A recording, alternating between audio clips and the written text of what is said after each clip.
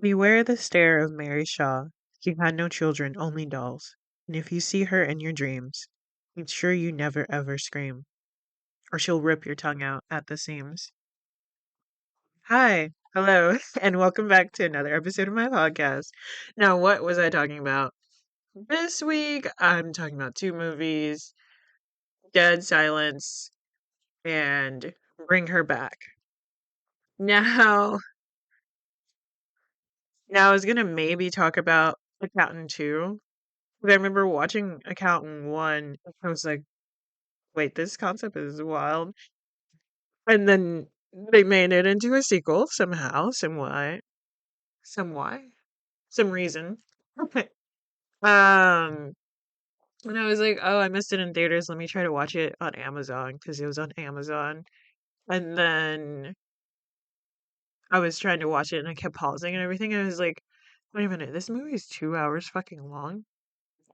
And I was like, okay, so this is because sometimes I feel like being in a theater being kind of trapped in a theater is just going to force me to not be on my phone because I care about theater etiquette.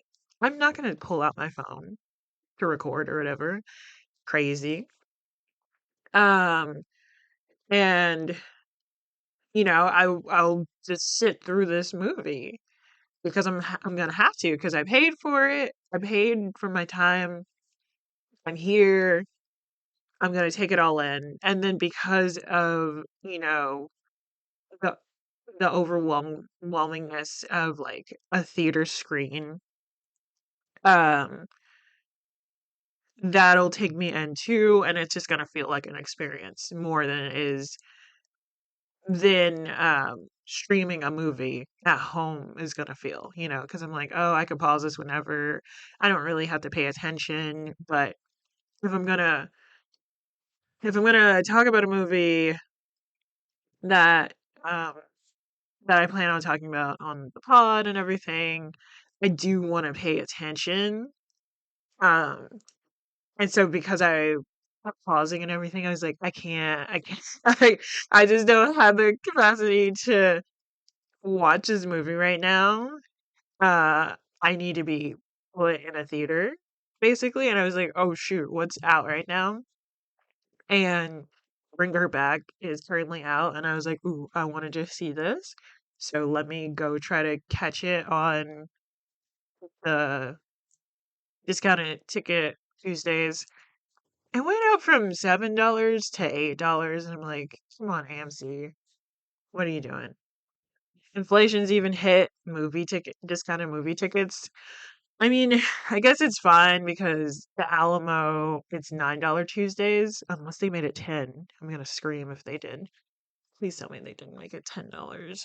Um, so and this movie's also 2 hours, so I'm like, okay, I'm glad.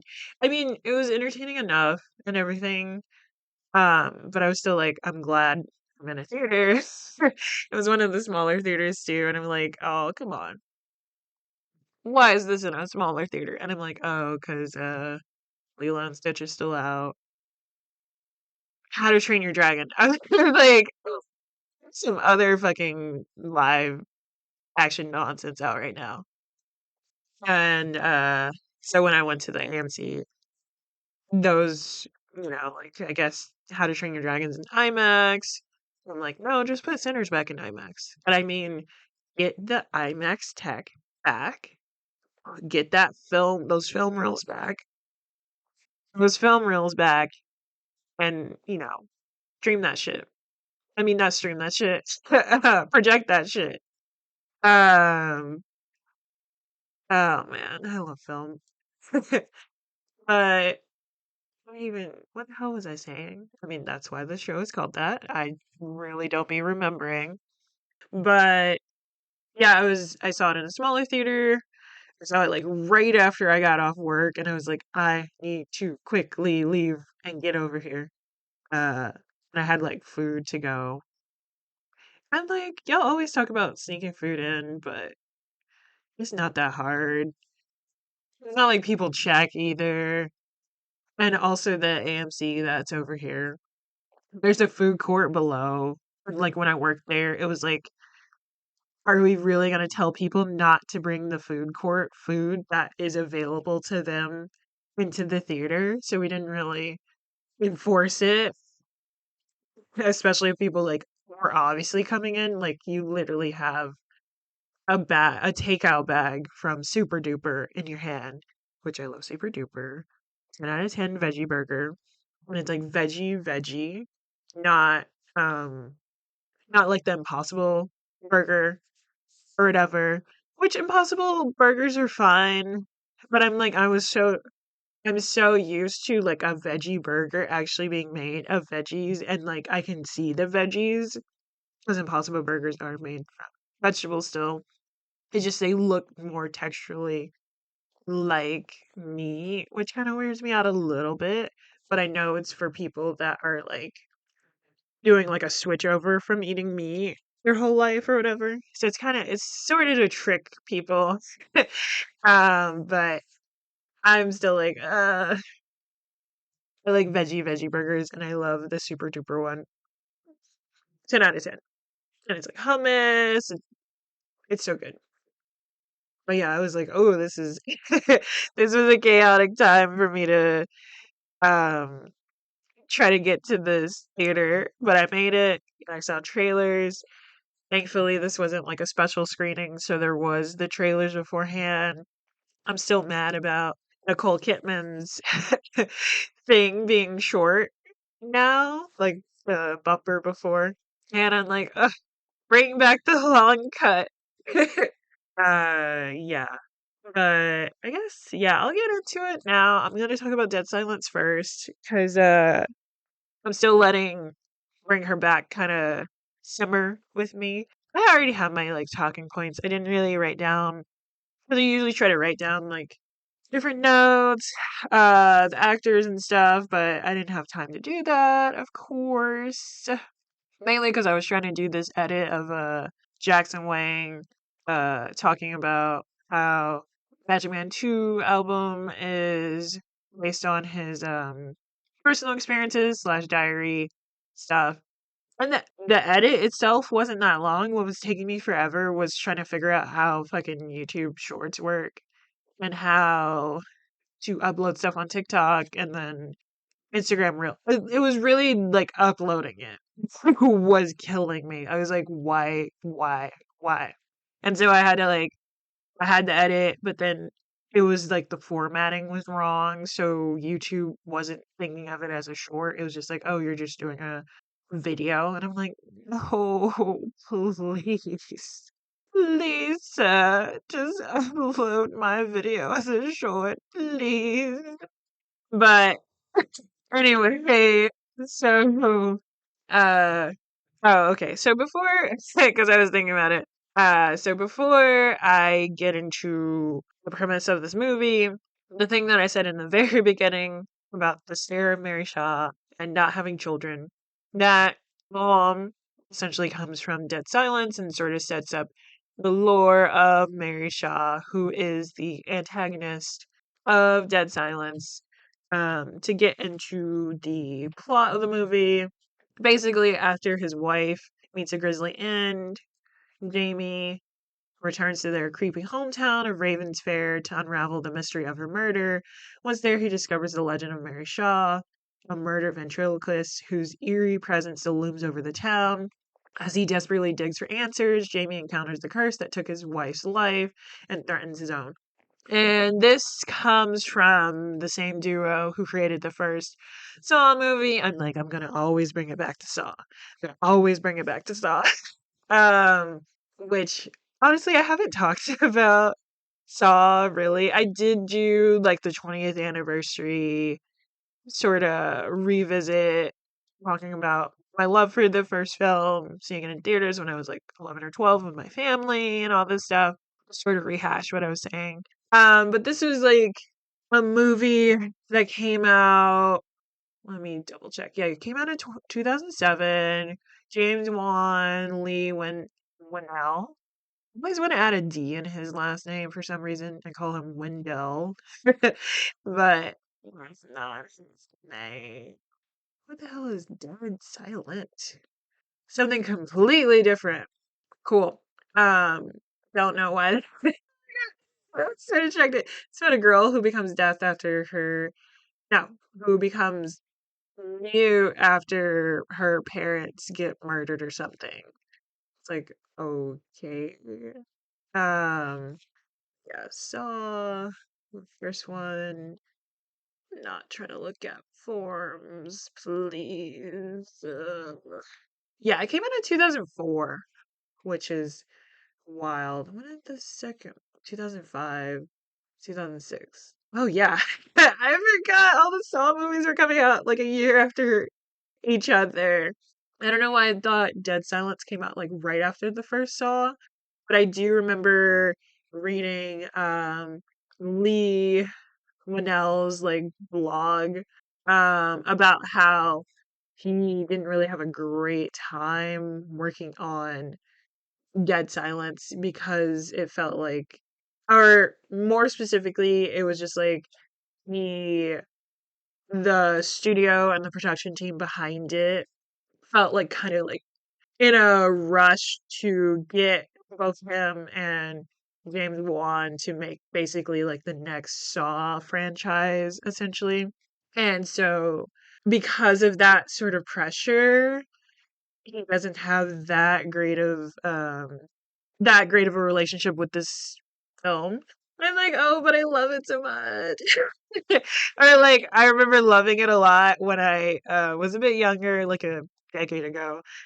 It's so crazy to think about the passage of time, and I'm gonna be 32 this year.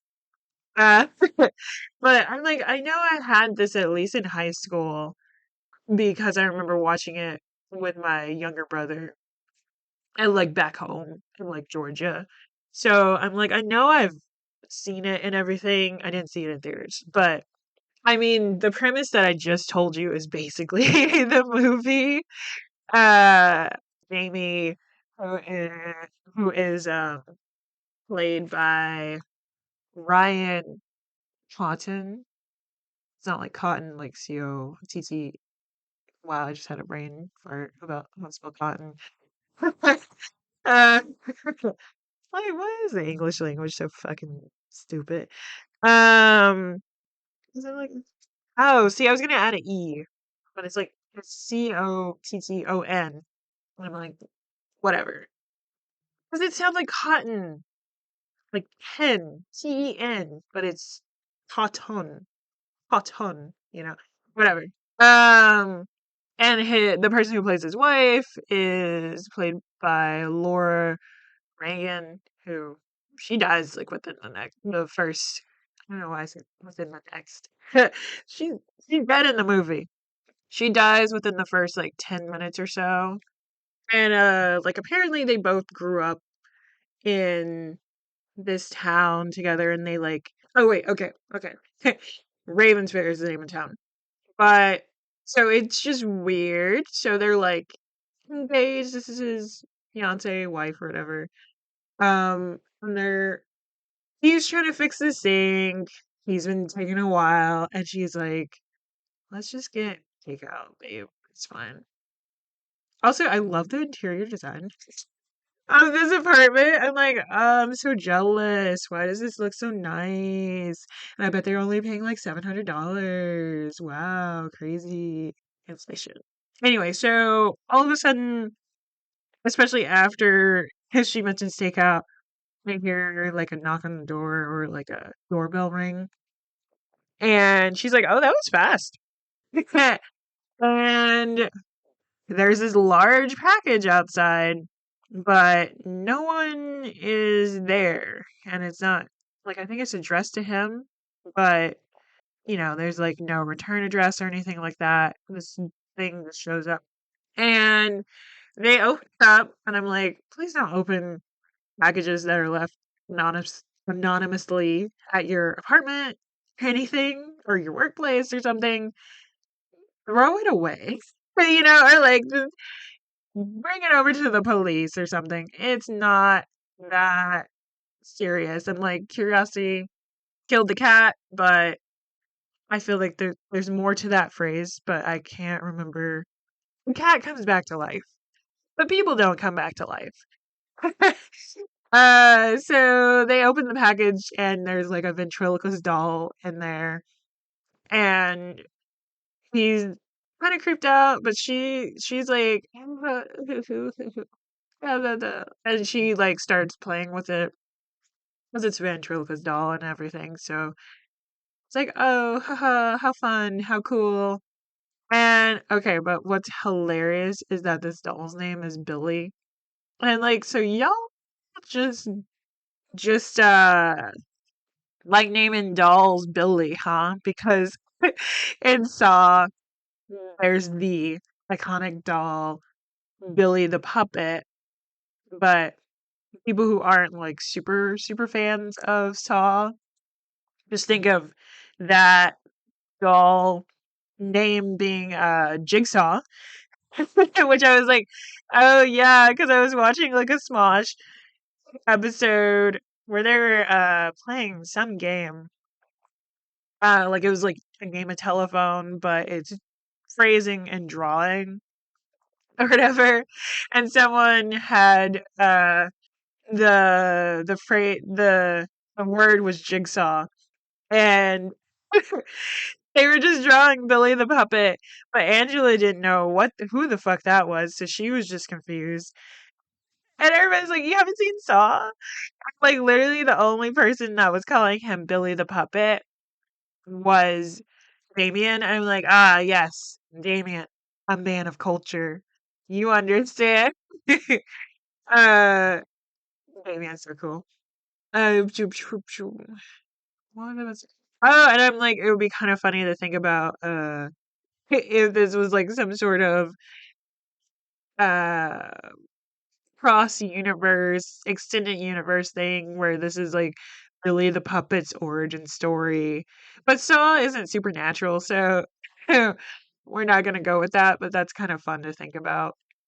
It's just y'all just aren't that great with naming things, I guess. And I'm like, we know for sure that the doll concept is more James Wan's like stick because his Instagram is literally creepy puppet, first of all. And then he did the Annabelle series, of course, which is literally just about a doll.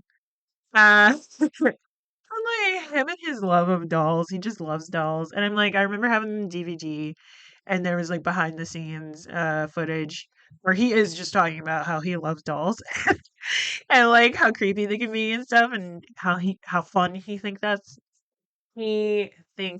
is. I'm like, oh, you just love dolls. I see. Um, Also, I'm like, hopefully I sound louder because I am remembering to put my face in front of the mic. Face in front of the mic. But I feel like I have to be hunched over or something. I don't know. I'm gonna figure out how to get more comfortable with this.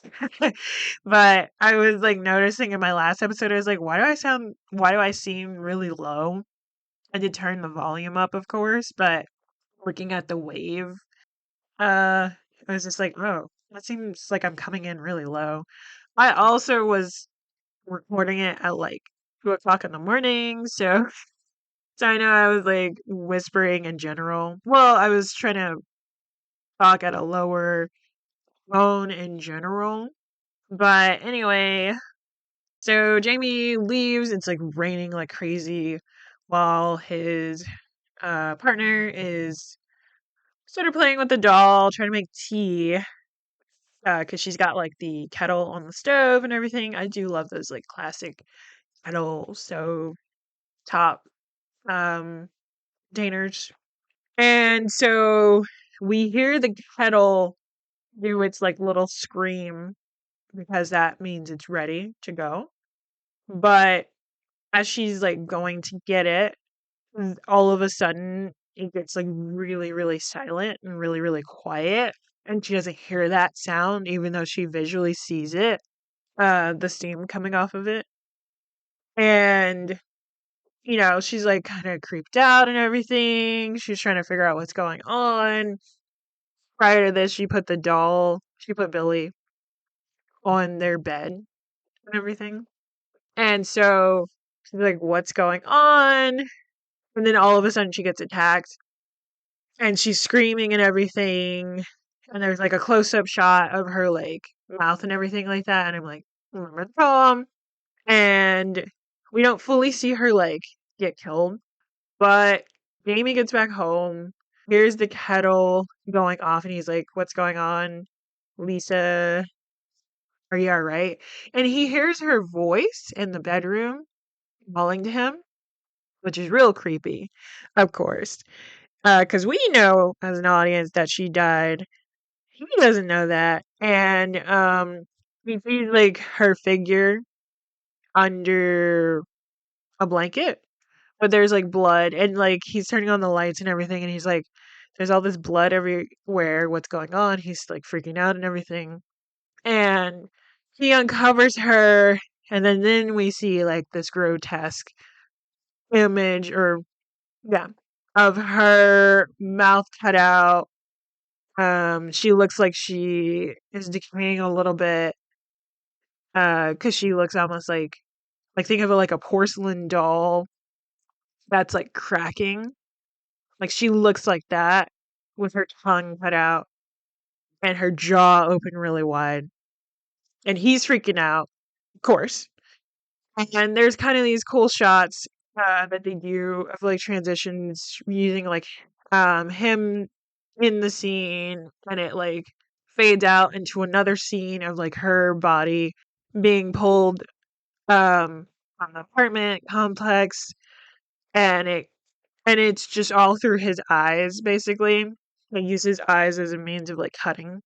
And so it jumps from him in the apartment, him in front of the apartment with her body getting taken, and then him in a police facility getting interrogated by Detective Limpton, played by Donnie Wahlberg, you know, Mark Wahlberg's brother. And I I had to pause and go on like a weird tangent because I was like, uh I had to figure out if Donnie Wahlberg was also a part of the assault that Mark Wahlberg did on apparently he was on PCP. First of all, apparently he was on a lot of drugs when he was, I'm talking about Mark Wahlberg, Marky Mark, when he was like 15, 16. He's like the youngest of like 7 children or whatever. And so he would do a lot of these like racially motivated like hate crimes. Like he was calling kids the N-word, he was going around beating up Asian people. Um but I had skewed it so far that I thought he had like killed somebody, and then I also thought it was him and his brothers that did it, but I had to go on like a Wikipedia tangent, and he didn't kill anyone. His brothers weren't involved. It was him and assumingly people who provided him with drugs that would do this. And he has since apologized to the person that he assaulted in like 2006. So I'm like, okay, so obviously he's not like a terrible, terrible person, but he did do this thing. And I'm also like, am I really, this man's in his 50s. Am I really going to hold something against him that he did when he was like 15, 16, like 30, 40 years ago? Especially if he's at this point, not going around and doing this fucking shit, first of all. Obviously, he could be doing more, like denouncing things, donating to funds and stuff, but I don't know this man's life. He could be doing those things, but I'm like, people change. People have the capacity of growth, and I shouldn't hold something against somebody for a thing that they did when they were a teenager and now they're close to 60, especially if he has gone out of his way to apologize to his victims and his victims have accepted his apology. It's like I'm not directly involved, and if his victims are okay, then I should be okay with that too. So back to this. So the detective is basically like, there's literally no other suspects. You're literally the only one that saw her alive last. You even heard her voice. I physically don't know how you can get out of this. And we know what happened. Jamie knows that something's up. So he's just like, what are you talking about? I love my wife. And the detective's just like, that's what they all say. And I'm like, you know what? The detective is not wrong because literally, yes, literally that is what happens. And I mean, domestic violence stuff, it's like, yeah, it's usually the husband. It's usually someone really close to the victim. I'm like, again, you're more likely to get assaulted and murdered by someone that is close to you than a stranger. Like serial killer stuff, like people that kill with no relation, those are anomalies. Like you're more than likely to know your assaulter than you are to not know the person. And so like especially after I was like in my like true crime binge in my like 20s or whatever and I noticed that pattern, I was just like, "Oh, I'm done with this genre." you know? Or like it wasn't that interesting to me anymore. And also, I feel like I've talked about this before, but it's like there was a level of paranoia that was overcoming me because of watching so much true crime and like I was anxious and I didn't want to meet people because of like this anxiety that oh this person could be bad and it's like most people are good. I mean, it doesn't feel that way because of the society we live in and everything that's going on literally. But for the most part, people are just trying to get through the day, like literally, working their jobs, going to school, going home to turn on the TV or like stream something to relax, like that's the majority of people, right? So it's like, yeah, I was like, I live in society. I can't be anxious and paranoid that someone's gonna like murk me or something, or like the fucking vans and all this nonsense. So I was like, I have to stop. But anyway, so like the detective is like, this is kind of an open and shut case, but we don't technically have anything on you, so you can go because it's like they don't have a murder weapon. His fingerprints are gonna be everywhere anyway because he lives there. But it's like they don't really have anything, so they have to let him go. And of course, Jamie's like, "What about the fucking doll? Like, I don't." That was like a weird thing to happen. We're gonna look into that, and he's like, I mean, I don't. Nothing came up, man. I don't know. Actually, I don't even think they took it in as evidence because Jamie gets back to the house and the doll's still there. It's like, oh, y'all really didn't care about this, y'all. And it's like, is this something that happened? Like, do you not find that weird? Like, this doll shows up, Jamie leaves, and then, I don't know, within 30 minutes, she dies. It's like, that's weird and suspicious. It's like, who sent the doll? Shouldn't they be suspicious? And I'm like, they're not really paying attention to that because Jamie does tell them, like, I did hear her voice, but then she wasn't, there. She wasn't alive. So, anyway, so Jamie's like, where the hell did this doll come from? And he rips open the inside of the case that it was in. And I'm like, damn, this ventriloquist dolls are pretty fucking big. Because this case is huge. And he rips it open and he sees like a old like artwork of Mary. It's like Mary Shaw and Billy. Like that's her main doll. And then, he's kind of remembering the urban legend and everything. So he goes back home.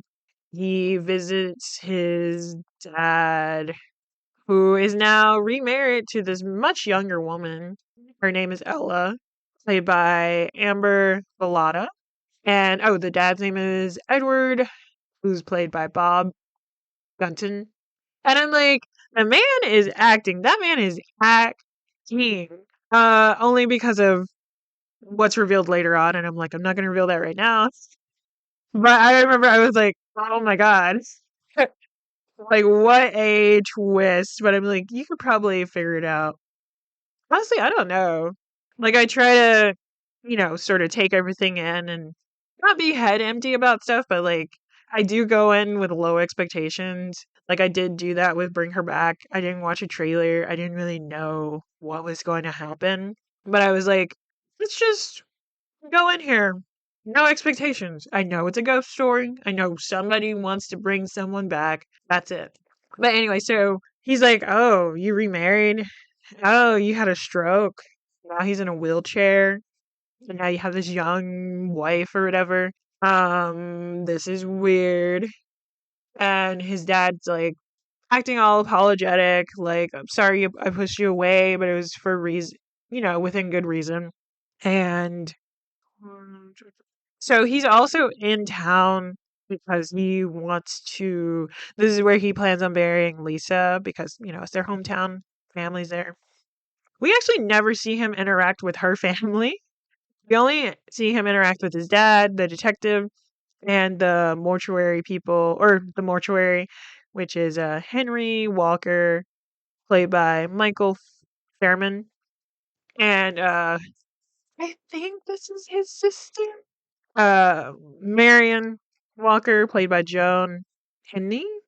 I don't know why I wrote this so crazy, but so she's kind of playing this like old woman character who seems like off her rocker or whatever, but it's more than likely she's more like spiritually in tune with stuff, but because of that, it's coming off as her like being schizophrenic or whatever.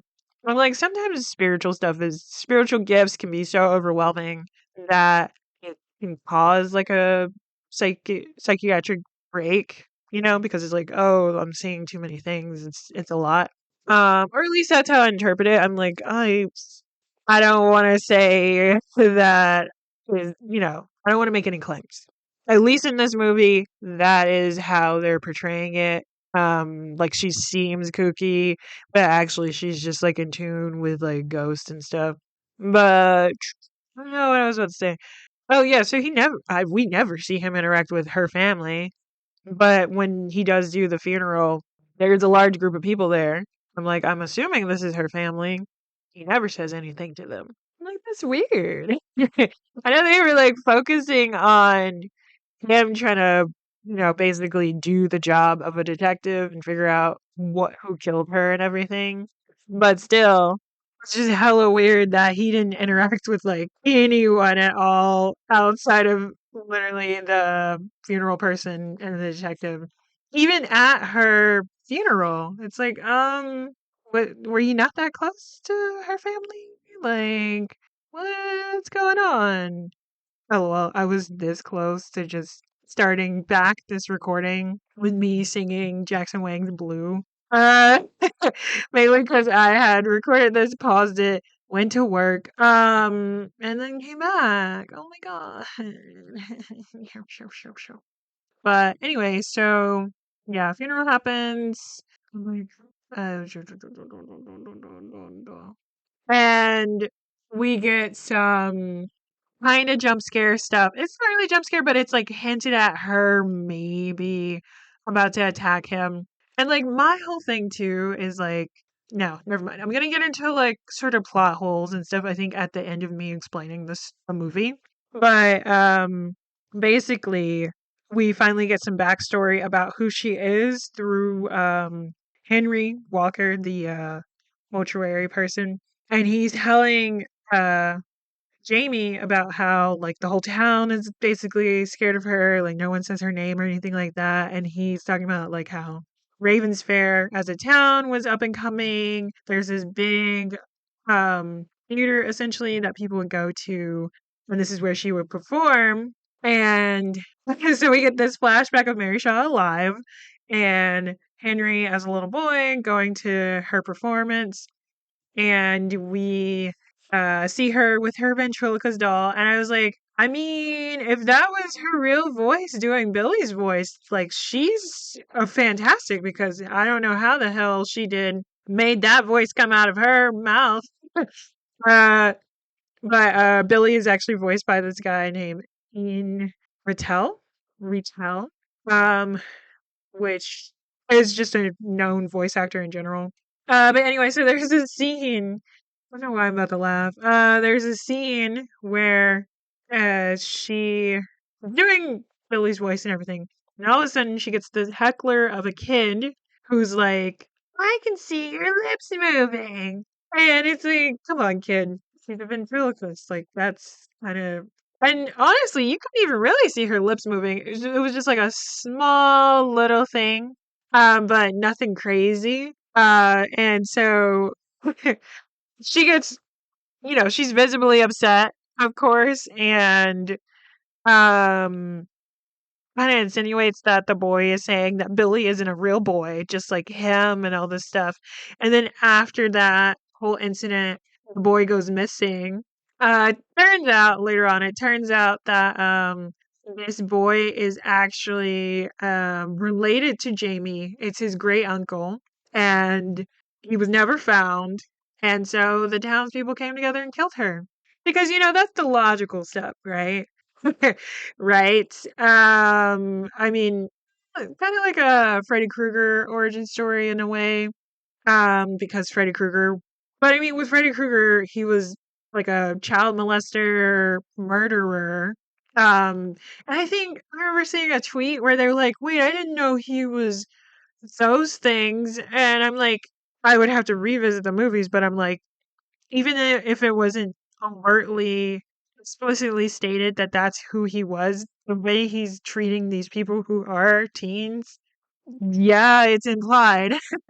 Yeah, it's implied that he's a pervert of sorts, a pedophile even because of the imagery that is attached to him with and what he's doing to these teens. But like the whole story is that he is going after the kids of the parents who um came together and killed him. Like that's the whole point of Freddy Krueger. Like, and he's killing them through their dreams, their nightmares. I haven't actually watched all of the Freddy Krueger movies because I know there's a sequel where there's like Dream Warriors or whatever. And I'm like, y'all are getting a little, it's getting a little convoluted here. And I'm like, they keep remaking that as well. And I'm like, there's something about the original Freddy Krueger voice that's really cool. And I know they're using, I was going to say old tech, and that felt wrong to say. But they're using like radio waves and stuff to sort of play around with the frequency of which the actor's voice would come across. And I'm like, that's very cool. So it's like, he's not as intimidating. And I remember seeing one of the remakes, his whole body is CGI, and I'm like, no, not that I care for making people with visibly visible scars, being bad guys. Um, but it was a much more interesting for the actor to be done up in all of the special effects makeup and stuff because it's like yeah they burned the building that he was taking these kids to. I feel like they really did say this in the first movie, but again, I would have to rewatch it because I'm like, I don't know. I'm also like, we got a few more months until October. I'm definitely gonna, I mean, even past October, I'm gonna continue to talk about horror movies because honestly, they come out all the time, not just during October. I mean, I literally watch Bring Her Back and it's June. But I'm like, there is the whole summer Halloween thing, so it's also like, yeah, that works. But what was I saying? Yeah, so the boy ends up actually being Jamie's great uncle who went missing. Um, and so Henry also gets into the fact that Mary Shaw was, I mean, similar to basically the same as the poem that I read earlier. She has all these dolls. She has 100 dolls actually, and she was buried with these dolls. So Jamie goes on like a little hunt because he has the Billy doll, so he's like, is Billy still buried, you know? And he goes and finds her grave. I was like, what the hell is it called? I don't know why I couldn't remember. He goes and finds her grave, and he finds all the doll graves too. And he digs up Billy's grave, and there's a little coffin in there. Um, and it's empty. So he's like, who the hell dug him up and sent him to me? And then of course the detective shows up. He's like, what are you doing?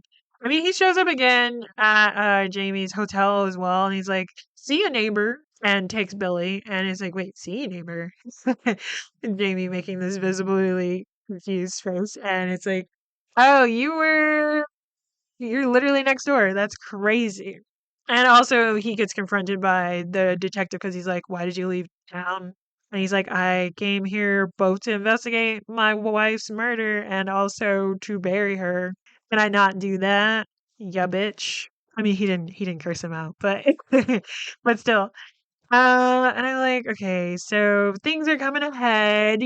Jamie's like, gonna get down to it. He's trying to figure it out. And so he goes to the old theater and, um, oh, okay. I'm looking at my notes and I'm like, what the hell am I talking about here? Oh, and then there's a scene when, Henry's talking about the past and there's like a cool shot of like them showing there's, like, him talking, and then in the background, you see him run down, and there's, like, a this whole present past situation with the staircase, and he see because, the funeral home is like a business. Well, yes, it's a business. It's a family business, and, so his dad is the one that was running it before he was, and so he went down into the basement, which is where the bodies are and everything, and he sees Mary Shaw's body because apparently, according to her wishes, she not only wanted to be buried with her dolls, she also wanted to become one of her dolls. So her face was like reconstructed and everything to look more like a ventriloquist dummy. And I'm like, oh, that's fun. And of course, it's like, he's a kid, he's curious, and he's like climbing up. I'm like, damn, you are small. He's climbing up and trying to look at her. And of course, because gravity and things are tilting, um, he ends up falling back and the coffin not coffin, no, yeah, coffin falls over and she falls out and she's looking at him. And of course, this is like another like scary scene and her jaw drops like one of the puppets, like one of the ventriloquist dummies, and I'm like, oh, that's creepy. And I'm trying to remember. Oh yeah, okay. So Jamie checks out the theater. He's trying to see what's just gathering more information and everything. Um, he checks it out and then he comes back again. Okay, because I'm like, I'm trying not to merge two parts of the story. I can't remember what he he finds in the first thing, but I do remember that he goes over to his dad's because he's like, I'm leaving. This shit's too much. I can't figure this out and everything. And then he gets a call. His stepmom brings over the phone and is just like, there's a call for you. And of course the detective's here too, because the detective's like, why do you keep doing this? I need you to stay with me. Like, what are you doing? And it's a call from Henry. And then of course at this point, Henry has been killed by Mary Shaw, FYI. And so it's like, oh wait, how is Henry calling him? Because we know he's dead. So, yeah, so Henry's like, "Hey, I found out more information. You gotta go meet me at the theater. You gotta go do this." And then, of course, Jamie's like, "Okay, I gotta go to the theater." And the detective's like, "No, I'm taking you back to civilization." Well, he doesn't say that either, but he's like, "I'm gonna take you back." And there's actually kind of funny lines here. I wrote like a one liner that the detective said was like, "You don't want to make me chase you," and Jamie's like running off, and then he's like, "I don't have a full tank of gas." Oh, so that's why. And so now the detective is following along Jamie, and they make it to the theater, and of course they get all the way high up and get to the back, and then they find Michael, which is Jamie's great uncle, strung up like a puppet. Um, and it's really creepy, of course. And then there's like all of her 100 dolls, and then again, Billy is still missing. And there's also a clown doll, and then we finally see Mary Shaw sort of come out of her doll and then interact. And then, of course, we get another one liner. You say I told you so, I'll shoot you. Oh, he's funny. And then, yeah, there's this cool shot where all the dolls, it goes silent, and then all the dolls slowly turn to look at them. Um, and yeah, so we get this whole thing where she's like trying to make the perfect doll. And also in the very, very beginning, we get this sort of sequence of someone working on making a doll, making a ventriloquist doll, and just like trying to make the perfect doll. And it's sort of hinted to Jamie that that's something she was working on as well. It's similar to, if you've seen Coraline, it's that similar scene in the beginning where there's a doll being made, essentially. Um, love shit like that. Love seeing shit be made. I'm like, ooh, tell me your secrets. Um, and so yeah, so she worked on making him the perfect doll, and apparently used Michael as an experiment, essentially. And so, of course, they're both like running away. The detective believes him now, of course. Like, I told you I didn't kill my fucking wife, bro. I was telling the truth. And Mary Shaw is chasing them. And again, she's able to sort of morph out of her dolls into reality and then face people, essentially. And so when they realize that, they start shooting all the dolls, and then I think at some point they're just like, we just gotta set this shit on fire. We just gotta set it on fire, and so they knock over stuff and cause a fire in the theater. Theater's on fire. They're escaping, but fucking the detective ends up falling and screaming, and of course because she's after them, the whole don't see her. Oh, Graham, so you gotta rip out your tongue. So, bam, the detective's falling, and there's a cool shot of him like falling, and then the ghost of Mary Shaw just takes him. I'm like, well, he didn't hurt himself from the fall, but he did die, which is crazy. And Jamie escapes to his dad's house again. I forget why he goes there, but I think he thinks he's safe. And then there's this reveal. His dad was a puppet the whole time. His new stepmom is actually the perfect doll. And she, again, through this person doll, Mary Shaw comes and then attacks Jamie. And then we see these portraits of these people dolled up, essentially, and made to look like families. And also, before Jamie gets killed, like, way back when she's talking through the clown, like, her whole motivation was, like, silencing those who silenced her, essentially, and I was like, I mean, I guess, if you say so. Wasn't really I mean, yeah. Either way, this is what I was saying about the dad's acting though, because I was like, oh, he was acting. I was watching it again. It's like he is moving really stiffly and mechanical. And it's like this is a person behaving like a doll before we even are revealed, like before it's revealed to the audience that he is a doll. But it's that subtle acting that would clue you into him potentially being a doll, and I love that. Um, what a movie. But yeah, like I would say plot hole wise, it's like why wait until now when another thing is like Jamie's wife was pregnant. I think he didn't know. And like Mary Shaw had to reveal that to him. Because she was like maybe first trimester, so only a few weeks pregnant. But I'm like, why did Mary Shaw wait one this many decades, and then two for him to be with someone, and then for that person to be pregnant to kill him or to kill her? And then it's like if she had the opportunity to kill the wife, why not kill Jamie right after that? Right? Like, why wait for Jamie to come all the way back to this town and then kill him? And then also, why kill?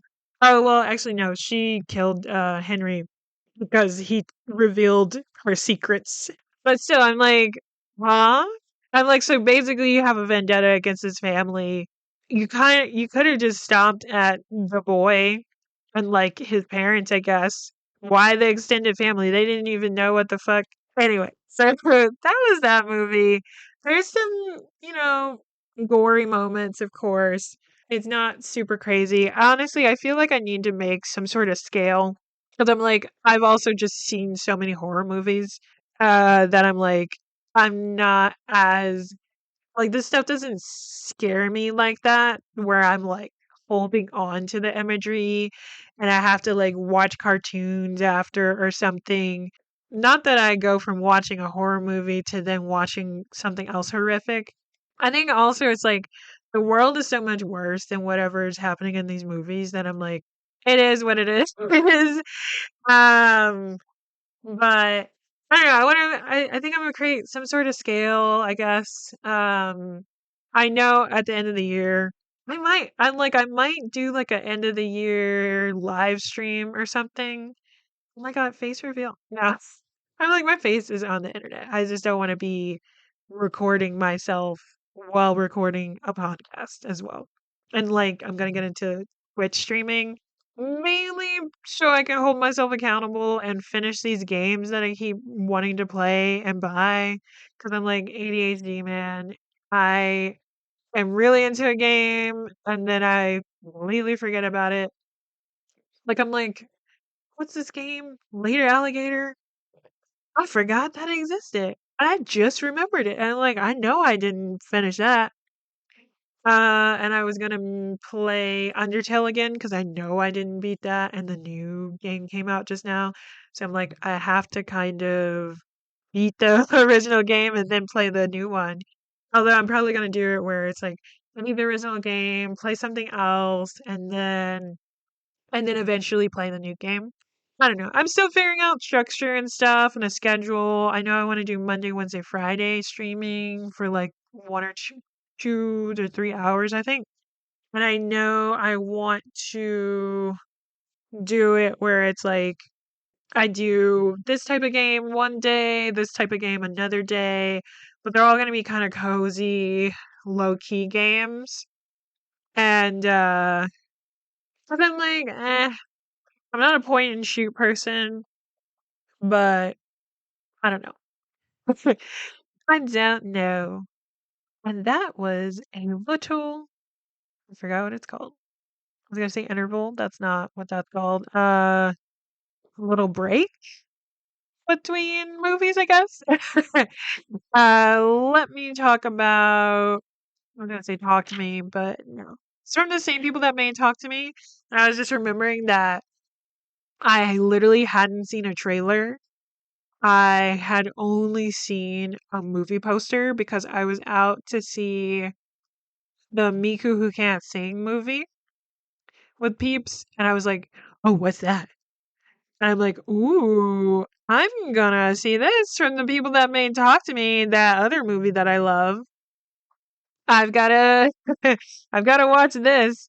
And I'm trying to remember what their names are. I know I'm gonna butcher it. But they're Australian. They are YouTubers. I don't think are currently still YouTubers, but um, they're okay. They're known as Raka Raka on YouTube. Danny Philippou and Michael Philippou. Raka Raka. I'm like, I literally, I don't know. I don't know. I don't know what that is. Raka Raka. Um, and yeah, so this is their second film. And so I was like, "Oh, I love Talk to Me. I'm definitely gonna watch whatever this is." And I remember like Instagram trying to push a trailer at me, and I was like, "I don't need to see anything." But I did finally watch a trailer after the fact, after I watched the movie. And I was like, "Oh, okay, this trailer actually didn't give me anything from the movie, so I it would have been fine to watch the trailer." Um, but enemy, but anyway, bring her back, 2025. So we start off with a ritual that's going on. Apparently, they're speaking in Russian, I think, according to someone in the trailer comments. And this person's getting like strung up or whatever, and it's just like, oh, what's going on? And it's kind of cool because we see, I mean, what's happening isn't cool. I'm saying cool about the cinematography.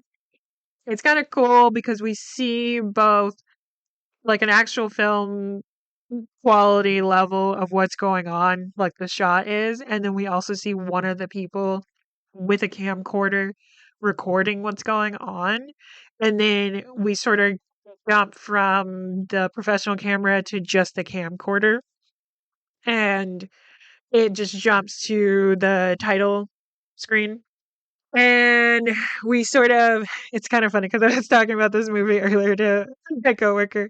So I'm like, "Oh, let me explain it again." Woo, woo, woo, woo. So yeah, we jump to Piper, played by Sora Wong, who is a limited sighted person. She's partially sighted. She can see shapes, and like kind of make out shadows.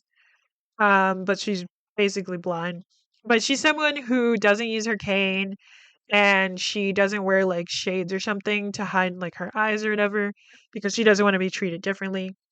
And the person playing Piper in real life is a partially sighted person. So, and what's cool is that they specifically cast it for someone to be partially sighted. So I'm like, oh, that's really cool. I love when a disability is in a film and they're going out of their way to actually get someone with that disability. So I'm like, okay, so this was important to y'all. You're not just getting someone to then act like they can't see. And she's like waiting at a bus stop and she tries to talk to these girls, and these girls are like looking at her funny because one of her eyes is moved one way and the other eye is like, trying to take in information. And them being young, they obviously think she's weird, and then they make fun of her when she walks away because at that point her stepbrother shows up and, just to get her um from her practice because she's a part of a team of people who play this like game for it's like a sports team for people who are partially sighted or blind. I think it's supposed to be for people who are blind in general because we see her play the game a little bit later on, and they're all wearing these eye masks, which I was like really cool. So it was just like, and they're playing based on like sounds and stuff, and I'm like, oh, this is really cool. Uh, so anyway, so I'm like, and because I saw this in a theater, I had the pleasure of hearing people respond to her essentially getting bullied with like a awe and everything because her brother kind of lied to her about like the girls making fun of her and everything. And I was like, okay, cool. So we're on the side of on this girl's side rather than thinking of her weird and everything. I'm like, good. And so the siblings make it back home, and all of a sudden Piper starts. Oh, before I talk about that. Her brother is 17. His name is Andy. He's played by Billy Barat. He seems like really supportive of his sister and wanting to be there for her, even though, you know, that's his stepsister. But I'm like, yes, they're um different races. That's like the only visible thing about them that's different. Like he's white, she's Asian. They're both Australian, first of all. But it felt like they had been siblings for a while for that to not be like a weird thing of like, I guess you're my brother. I guess you're my sister. Like they're definitely bantering like just siblings that have grown up with each other. Anyway, so they make it home. Piper starts to freak out because her dad's been in the bathroom, but he hasn't been responding to her. And she's like, he always responds. And so Andy forces the door open and he finds his dad dead on the ground, out of the shower. And it's a really sad scene because he's telling Piper what happened, where like he's kind of freaking out, and Piper kind of goes down and tries to resuscitate him, but it's like obvious, like if she could see him for real, she could tell that there was no way to resuscitate him because there was like he had thrown up and like it was ugh.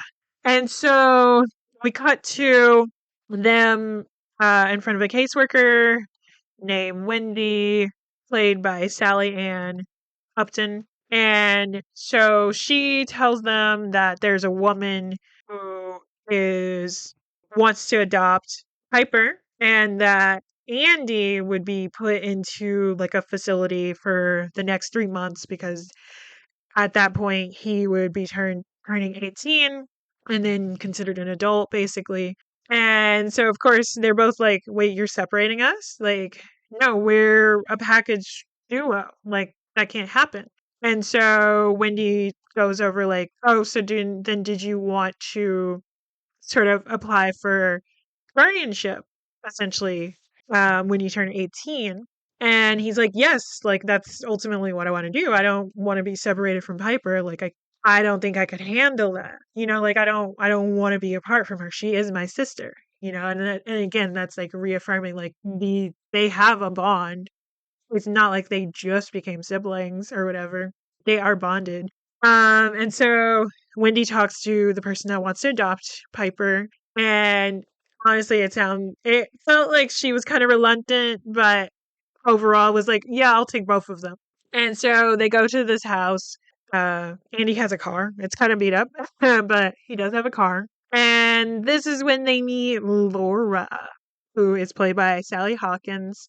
And I'm like, Laura, she, ooh, she she is acting. Like Sally Hawkins is acting because I hated this bitch for the whole movie. I didn't like her. She was making me uncomfortable. I was like, this boy is obviously uncomfortable. Why are you trying to force him to sort of confront his grief and trauma and stuff? Like, oh, I don't like you. I don't like you. I hate this. I hate this. But I was also like, and because they're kids, they don't understand they wouldn't know how to navigate that situation because they're dealing with an adult who's now their like parent, quote unquote.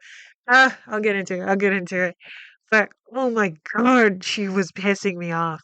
Anyway, so they meet Laura and they meet Ollie, who is played by Jonah Ren Phillips. And so Ollie, he's mute according to Laura, which again, we'll get into this. And so he kind of just stares and doesn't say anything. And so and so right off the bat, Laura is super like friendly, giddy with Piper and doesn't even remember Andy's name. Piper's given uh Kathy's room, which Kathy is the dead daughter of Laura, who was also someone who was partially blind. And we do get kind of flashbacks of Kathy. She's played by Misha Haywood, but this actress isn't blind, and we don't really see um, the the flashbacks are more like the back of her head or whatever. It's not anything where her disability would be like that visible. So I understand why they didn't necessarily want a blind actress for what is essentially an extra role, but I digress. I could have done it. And so anyway, so I was just like, and yeah, so Piper gets this really nice room. I mean, and it's weird that it's still done up, or I feel like it was implied that Laura didn't want anything changed. So, but yeah, so it was like a really nice room, and then Candy was kind of thrown in a closet. Like there was shit everywhere. The bed was on the ground. Just awful. And I was like, what the fuck? Like, oh, okay, definitely tell him that he is not wanted. Like, fuck you. And I'm like, okay, yeah, definitely didn't like her off the bat. And there's just little things. So like obviously they're grieving, right? Um, they had to I mean, we didn't really see all the logistics, but obviously like the house that they lived in, everything got taken out. They had to plan the funeral. They had the funeral, and Laura went. Oh, I don't like her. But she left Ollie locked in this room, and then so we're seeing Ollie be a little weird, because he starts hitting this glass door, and then he breaks it open, and he goes to the backyard, and he's like walking around, bloody hand and everything, and this is all while they're at the funeral, and this is one of those instances where it's like you're literally he's obviously uncomfortable. Why are you doing this? So Andy and Piper are in front of the dad's coffin and everything, and Piper asked him like, "Oh, how does he look?" And Andy lies to Piper and says, "Oh, he looks great," but he's not looking at him, because it's hard for him to look at. And Piper touches the dad's hand and tells the dad goodbye. And Laura comes over and is like, or they're leaving basically, and Laura's like, "You shouldn't leave without looking at your dad." And Piper's like, "Wait, you didn't look at him? Well, we even said grapefruit," which is like their thing. Which I'm assuming they use that as a code for like, this is the truth for real. And so Laura walks Andy back in to look at the dad, and then she's like, "You should kiss him goodbye." And like kiss him goodbye. And he's like, okay. But he kisses him on the forehead. He kisses the dead dad on the forehead. And then she's like, no, you should kiss him on the lips. It's tradition. I'm like, who's fucking tradition? You're not my fam. Like, I'm like, in his head, I'm like, who's fucking tradition? You're not my family. What the fuck are you talking about? I've never seen that fucking tradition. Kissing the dead lips of somebody that passed away. What are you saying? And she's like, it's fine, it's tradition. And she goes and kisses the dead dad. And I'm like remembering the scene, but prior to her and Andy being in front of the dad, she snips off some of the dad's hair. And I was like, the fuck are you doing? You trying to do weird spells and shit? Again, me not knowing what is gonna happen. I mean, again, the trailer doesn't really give it away either. Because oh my god, I just got so distracted because there's like a fly or a moth in here, and I was like, where did it come from? Where did you come from? Where did you go? Where did you come from, Cotton Eye Joe?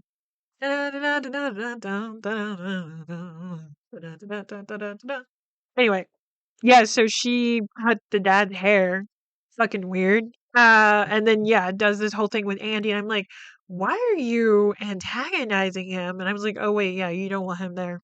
I forgot. Of course, she's gonna be mean to someone she doesn't want in her house. Especially because she has these plans. Hoo, hoo, hoo. Um, so we see Andy sort of waking up out of what seems to be like really deep sleeps, and it's like there's no way you're sleeping that deeply. And then he's also like waking up, and there's like pee stands on him, and like literally, there is no way you slept this deeply where you're slobbering and you also wet yourself. Something's going on. I figured out right away she was probably drugging him. I didn't think though that she was putting piss on him because I was like, oh, maybe he is peeing. Um, But I was like, oh, but bedwetting. I mean, there's multiple reasons why someone underage, some like an adolescent, would bedwet. But one of the things that I know is that it has something to do with like some sort of trauma or sexual trauma. So I was like, it doesn't make sense for him to be wetting the bed because it's not like he's getting molested or something. But it makes more sense that she's throwing piss on him. Like we literally see a scene of her in the bathroom, towel down, a pitcher, and she pisses in it, and I was like, "The fuck is going on?" And again, I'm thinking of like some magic shit. Because I'm not gonna say why you would do this.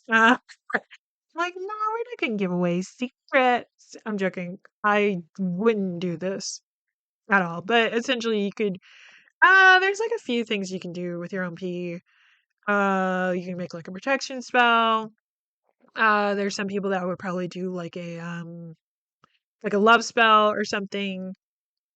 There's just like, but I'm like, I don't really believe in love spells. I'm like, you should do a love spell on yourself to make yourself more open to finding true love. Don't make someone fall in love with you.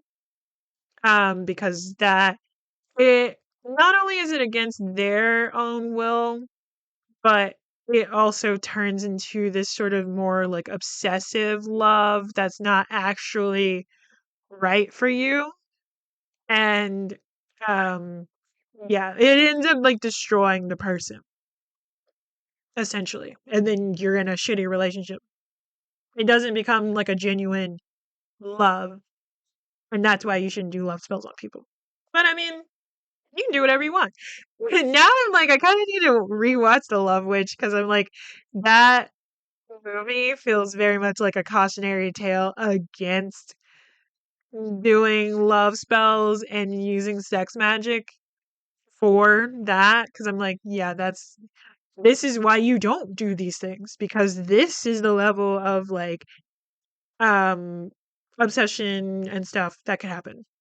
Like if I can find The Love Witch again, ugh, I love that movie. Like aesthetically, ooh, chef's kiss. Um, but yeah, I like maybe I'm like it's kind of like a thriller, I guess. It's kind of in tune with like a horror aspect because I'm like thrillers are in the horror genre, but they're not.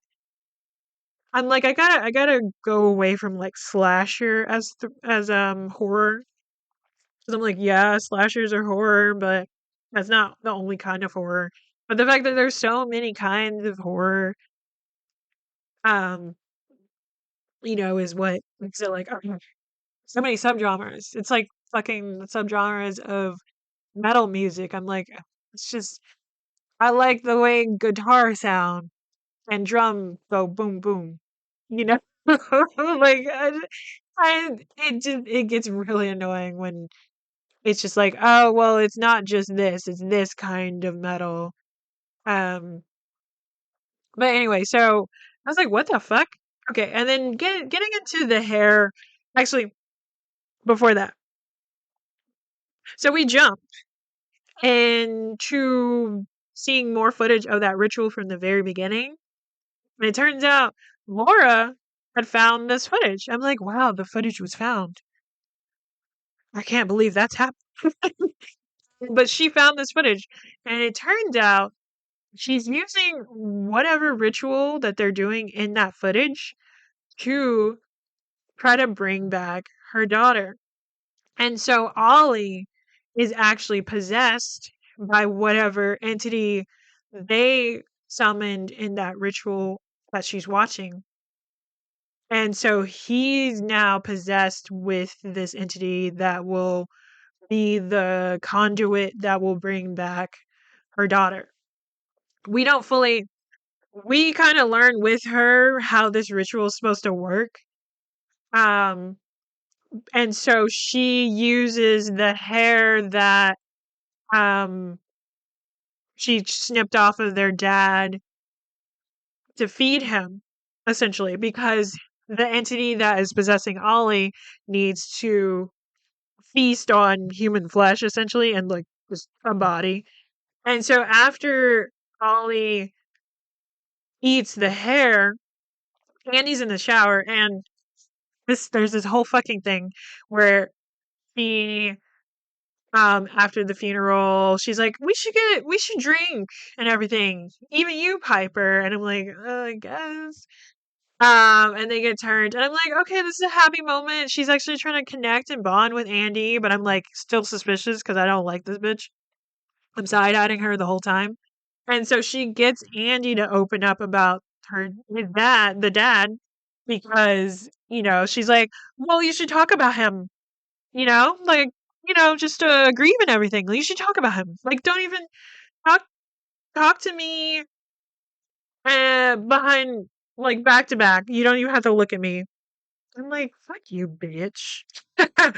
um, Mainly because, like, when I lost my dad, people were asking me, like, oh, would talking about him help at all? And I was like, I physically cannot talk about him, like, at all, because I mean, honestly, I was still just, like, in shock that he was even gone for for the most part, and then, like, just even wanting to say something, I would just kinda be brought to tears, and I was like, I can't talk about him, I'm grieving him, I'm dealing with this emotion right now, I am processing this.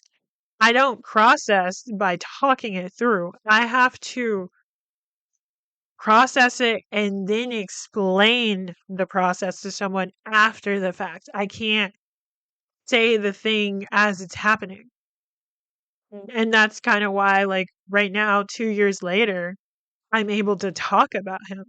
So, yeah, like seeing her be like very forceful and like, you should just talk about him. I'm like, fuck you, bitch. I'll talk about him when when I want to talk about him. Not that she's talking to me directly, but so he kind of gets into like how his dad, when he married Piper's mom, his dad all of a sudden was like super happy and nice and really really loved Piper. And so Andy was feeling like at 8 years old, Andy was feeling like his dad had found the family he'd always wanted. And so he wasn't feeling like he was wanted by his own dad. So he would act out just to get any form of attention. And again, this is like one of those things where looking at like child psychology and stuff, it's like, yeah, a child is going to act out because there's something missing, because this child wants attention. And sometimes getting in trouble is the only proven method for their parents to show them any form of attention and care, right? Like, a person doesn't, like, a child isn't going to just do fucked up shit because they're fucked up. Like, they're doing it because they're trying to reach out, and it's the only way they know how to reach out. Um, Not that people aren't fucked up, but that's more than likely what's going on. And so he basically says, he talks about how he hit Piper when he was 8 because, he was jealous of her basically. Like she had all this love that he wasn't getting, and his dad would beat him in the shower. Like he would use the sound of the shower to um sort of mask out the sounds of his beatings. So he has this trauma around showers and stuff, which is why like finding the dad in the shower was probably even more traumatic. And so Laura again is being a bitch and is just like, go take a shower. No, you can get over this. Like, come on, go do this. Go do this. And so again, after Ollie eats this hair, Andy's in the shower. He's got his clothes on, but he's in the shower, finally trying to take a shower. And all of a sudden he hears the spirit of he hears his dad, and then he sees his dad, and his dad warns Andy that Piper will get killed in the rain and that Piper isn't safe. and that freaks Andy out. And I think, yeah, he falls out. He falls and like gets concussed and is sent to the hospital. Which I mean, of course, this was all Laura's plan. I don't think she would have thought that Ollie would have. Actually, maybe she did. Maybe she did. All think that Ollie would like sort of become his dad because basically she was trying to have him again be unfit to take guardianship of Piper when he becomes 18. So she's doing all these like terrible things to sort of antagonize him and essentially make it seem like he had a psychiatric break. So he's in the hospital. He got concussed. And I think she has his phone or something because Piper's trying to reach out to him and he isn't responding at all. And I'm like, ugh, this is so fucked up. Like, I hate this lady. Again, she is acting. Like, the script is really good too because I'm like, the way she's written, the way she's acting, all are things that are making me not like her. So, um, so she's pissed off because she's like, they're sending you home even though you had a psychiatric break. I hate this. And he's just like quiet and stuff. And I'm trying to think. Damn, okay, I forgot I skipped a part. I mean, it's harder because I was in a theater, so it's not like I could write notes. I mean, I could have, but I'm not going to do that. So before Andy gets into the hospital, it's like right after he, opens up to Laura about his relationship with his dad. Um, Laura and Piper go off to have like a girls' day or whatever.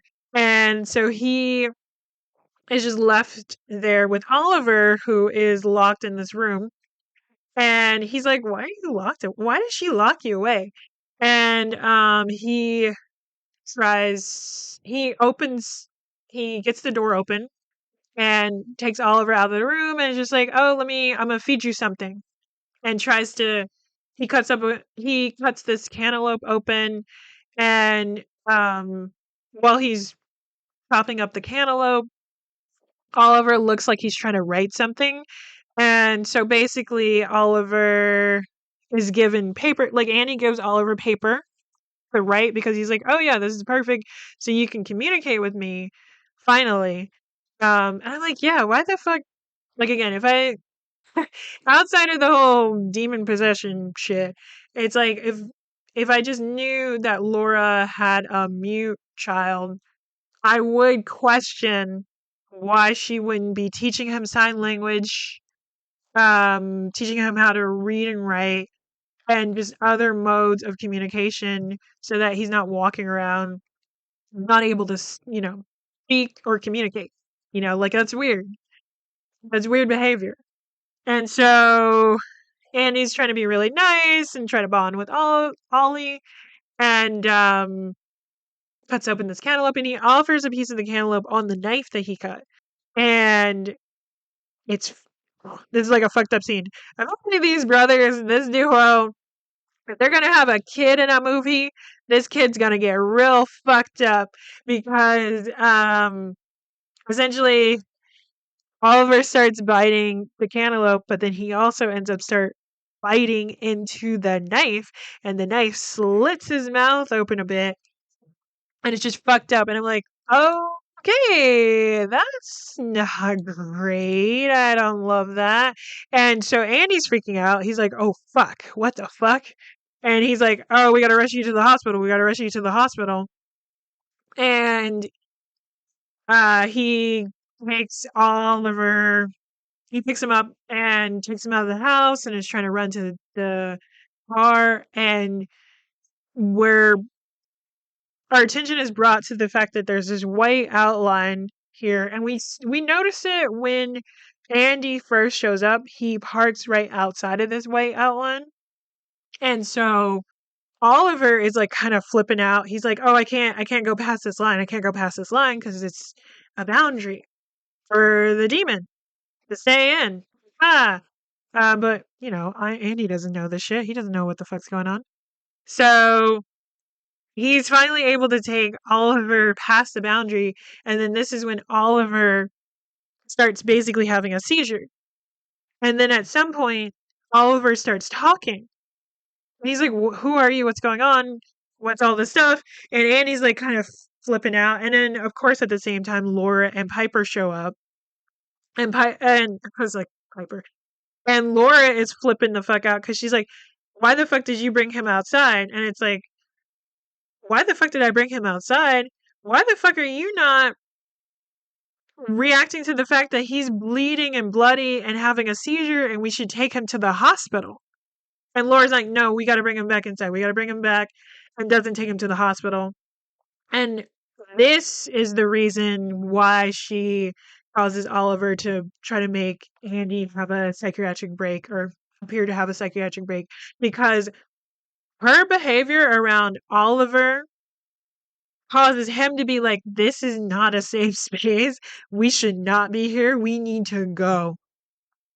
Yeah. So then he tries to take Piper and they don't leave. So then, of course, again, we flip forward to him being brought back to the house. Again, he's waking up with pee or whatever, but fucking she decides to put on his body spray so that she can smell like him.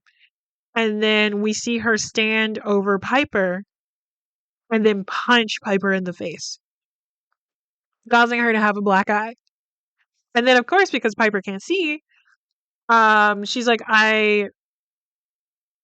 it smelled like you to Andy because, of course, she could smell um, the body spray, and Andy was just like, "I didn't do this. What are you talking about? Like, what? I didn't do this." And so, because of Piper being physically attacked, and because it's something he's done before, even though he was like 8, like literally 10 years ago, and because Laura is in her ear talking her ear off, she doesn't feel safe anymore around Andy because it smelled like him.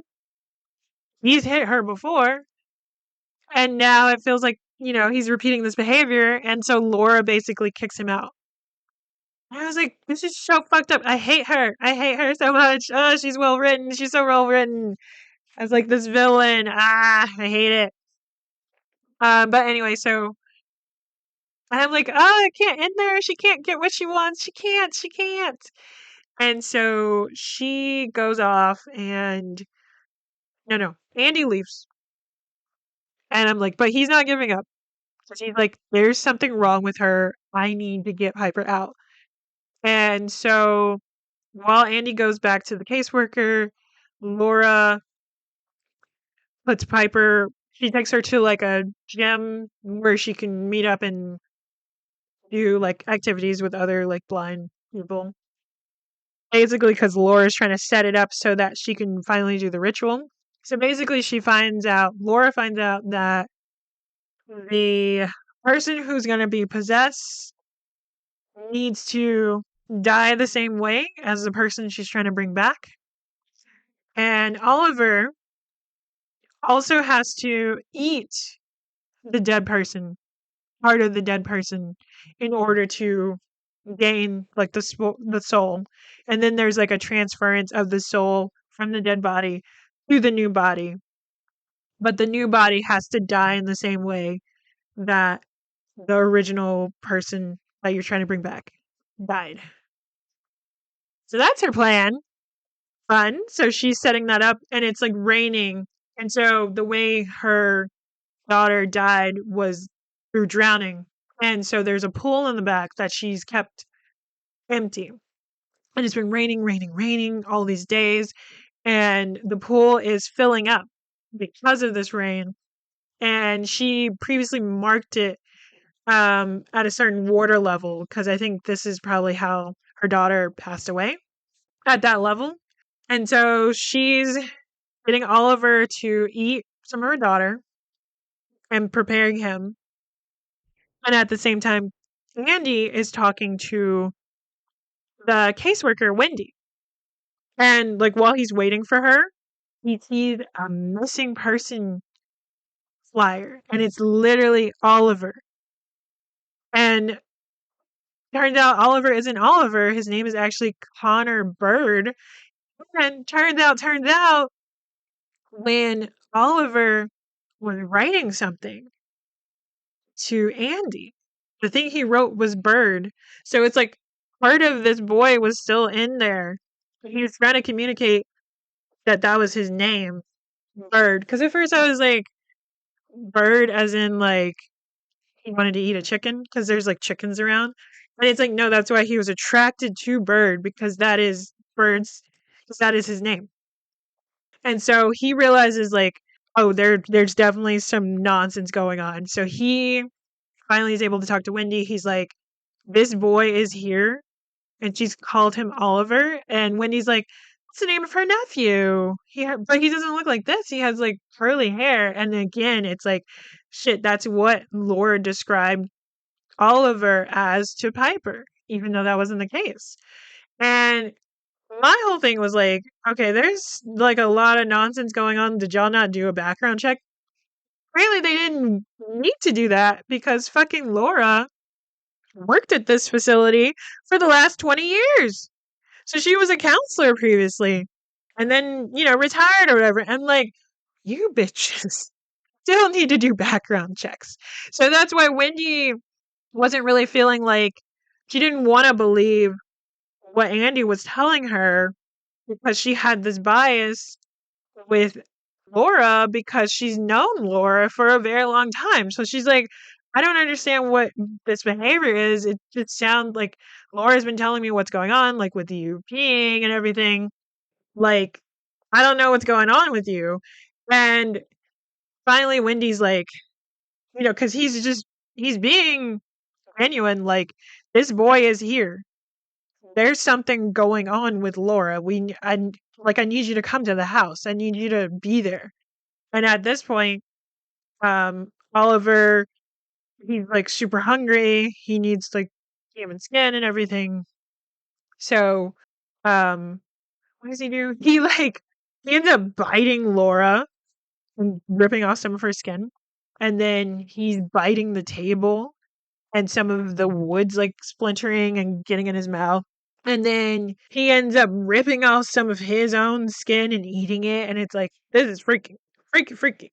And so, because Laura has Piper's phone, which you find out after the fact, um, Andy is like basically calling her, well, leaving like a message for Piper to listen to about how, yes, our dad was like that to me, but I still love you and everything. Like, want to keep you safe and protected, like yada yada. And we see Laura listening to this. I'm like, oh, I fucking hate you. And then Wendy says something, and that's when Laura gets in like hyper mode and is like, fuck, I gotta clean this space because I got all fucked up because of dealing with Oliver and his crazy. Basically, it looks like Laura is gonna get away with it because Wendy shows up. Like, they both show up, but Wendy goes in by herself because she's like, Andy, you just stay in the car. Like, it's fine. Wendy shows up and Laura's like, oh, hey, I was just taking a shower. Nothing crazy. And Wendy's like, oh, everything looks in order. I guess it's fine. I don't know what's going on with Andy. And she's about to leave. And then all of a sudden, she notices that Laura is bleeding. And she's like, Laura, you're bleeding. What's going on here? I wish I could do an Australian accent. Cannot. They're speaking. They're Australian in this whole movie. Was set in Australia. And Laura's like, bitch. Well, can't get away with now. I'm just gonna be honest. And she just starts getting really manic and she's like, I found a way to bring Kathy back. I'm so happy. I'm so excited. Like, aren't you happy for me? And Wendy's like, please uh get off of me. I'm leaving. Like, actually, okay, so there is something wrong. She never sees, I don't think she sees Oliver. And then, Wendy's leaving and she's like, we gotta go. And I'm like, ooh, finally, somebody's gonna stop Laura.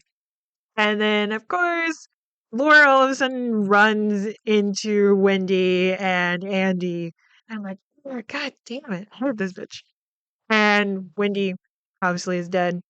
Andy is still alive, and Laura gets out of the car and ends up drowning Andy in this puddle of water. And then, of course, I'm like, God damn it. Andy was just trying to save his sister. Um, of course, she goes and picks up Piper from, this uh, uh, program.